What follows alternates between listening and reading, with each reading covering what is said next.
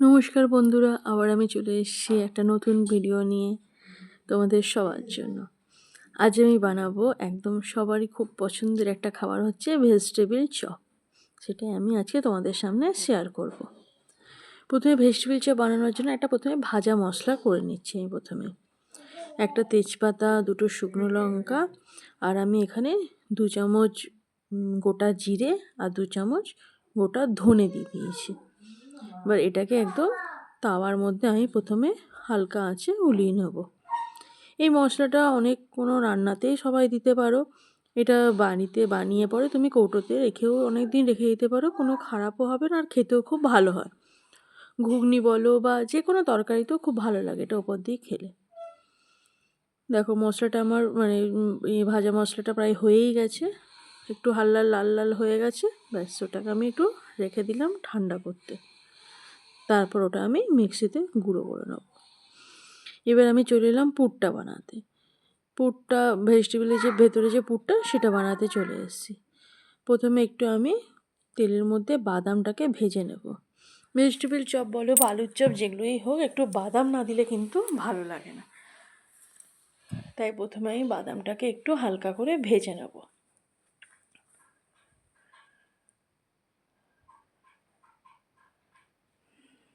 দেখো বাদাম ভাজা প্রায় আমার হয়েই গেছে। এবার আমি বাদামটাকে তুলে নেব। এবার ওই তেলেই আমি একটু অল্প পরিমাণে দিলাম 5 ফোড়ন।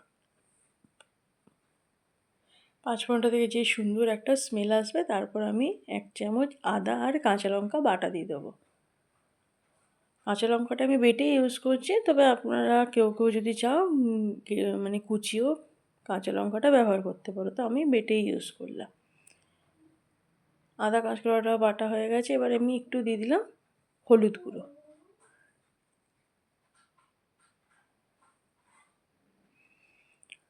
আর আমি বিট, গাজর এগুলোকে সব আমি গ্রেট করে রেখে দিয়েছি। প্রথমে আমি বিটটা নিলাম, বিটটাও দেখো আমি গ্রেট করে দিয়েছি একদম। ব্যাস, এবার আমি এটা তেলের মধ্যে দিয়ে দেবো।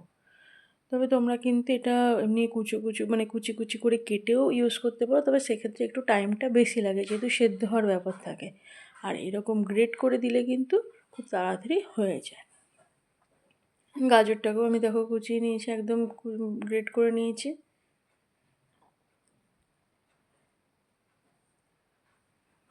ব্যাস, এবার এটাকে ভালোভাবে মিশিয়ে নেব।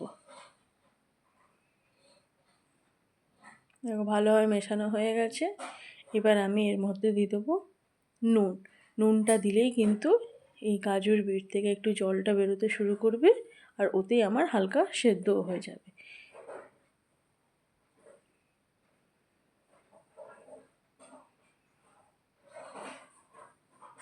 ব্যাস, এবার একটু আমি এটাকে নাড়াচাড়া করে নেব। নিয়ে তারপর এটাকে আমি 5 থেকে 6 মিনিটের জন্য একটু ঢেকে নেব। দেখো ঢাকা দিয়ে দিয়েছি। 5-6 মিনিট পর আমি আবার ঢাকাটা খুলছি।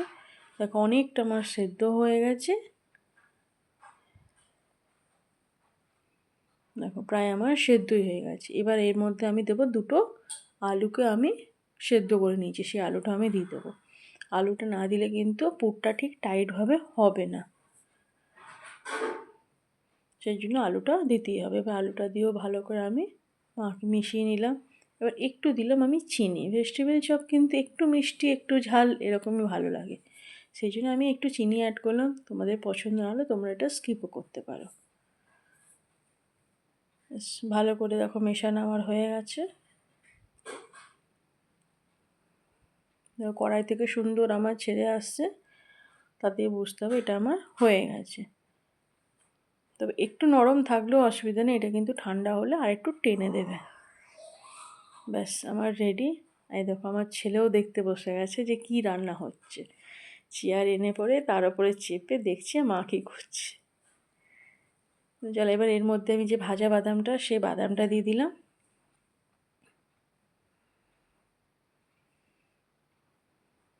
আর ওই ভাজা মশলাটা যেটা আমি গুঁড়ো করে ভেজে নিয়েছিলাম, সেটাকে আমি গুঁড়ো করেছি, সেই মশলাটা আমি পরিমাণ মতো দিয়ে দিলাম।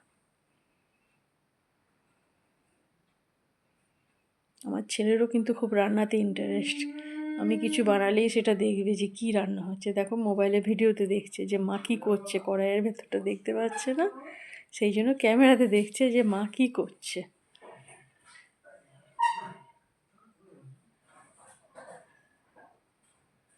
বেশ, আমার মশলাটা হয়ে গেছে।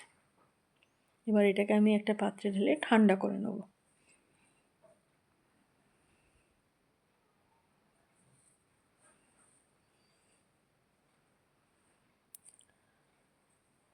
এবার একটা আমি ব্যাটার তৈরি করে নেব। তাতে আমি দেব 2 চামচ ময়দা আর 2 চামচ অ্যারারুট। অনেকে কিন্তু ডিম দিয়েও এটা করে, কিন্তু যেহেতু ভেজিটেবল চপ সেই জন্য ডিমটা না দিলেই ভালো। ময়দা আর অ্যারারুট দিয়ে করলেই বেশি ভালো হয়। এবার একটু জল দিয়ে আমি এটাকে একটা ব্যাটার তৈরি করে নেব। একদম পাতলা ব্যাটার হবে, কোনো মোটা ব্যাটার নয়, একদম পাতলা হবে। দেখো ব্যাটার আমার রেডি।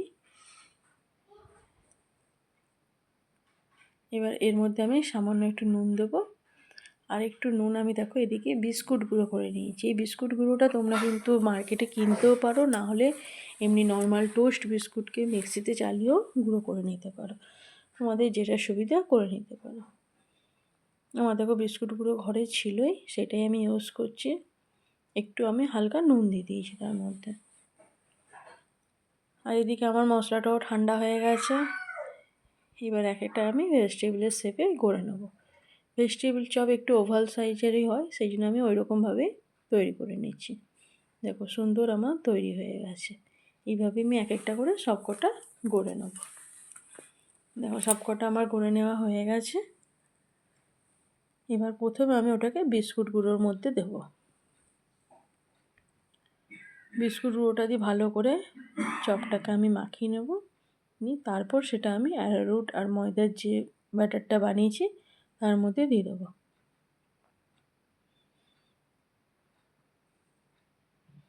এরপর আবার ওটা থেকে তুলে আমি বিস্কুট গুঁড়োতে দেবো।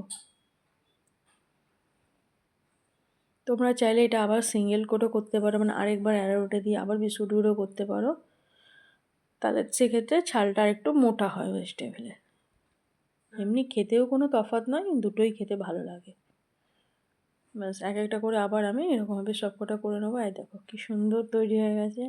এরকমভাবে তৈরি করেও তোমরা কিন্তু কোনো এয়ারটাইট কন্টেনারে ফ্রিজে 7 থেকে 10 দিন আরামসে রেখে দিতে পারো, কোনো রকম খারাপ হবে না।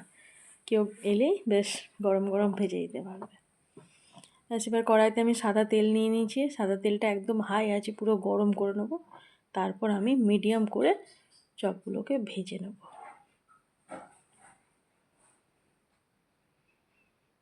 মিডিয়াম আঁচে ভাজতে হবে, একদম হাই ফ্লেম করা যাবে না কিন্তু এক্ষেত্রে।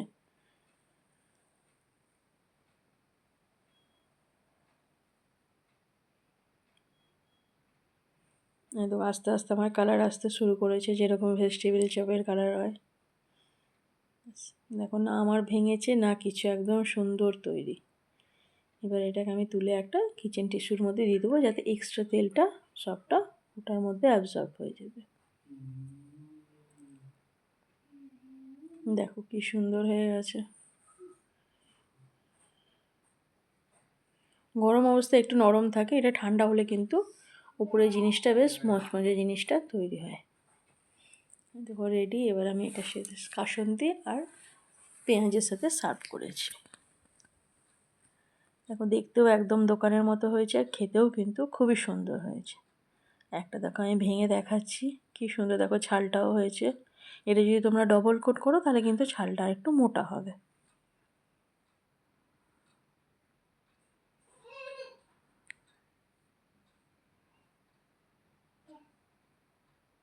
সুন্দর আমার রেডি ভেজিটেবিল চপ। তোমরাও সবাই ঘরে এরকমভাবে বানিয়ে দেখো, খেতেও কিন্তু খুব সুন্দর হয়। আর এরকম এয়ারটাইট বক্সে ভরেও রেখে দিতে পারো, যখন কেউ এলো সঙ্গে সঙ্গে ভেজেও তোমরা সার্ভ করতে পারো। ভালো লাগলে অবশ্যই একটা লাইক কমেন্ট এবং চ্যানেলে নতুন হলে একটা সাবস্ক্রাইব করে দিও। Thank you.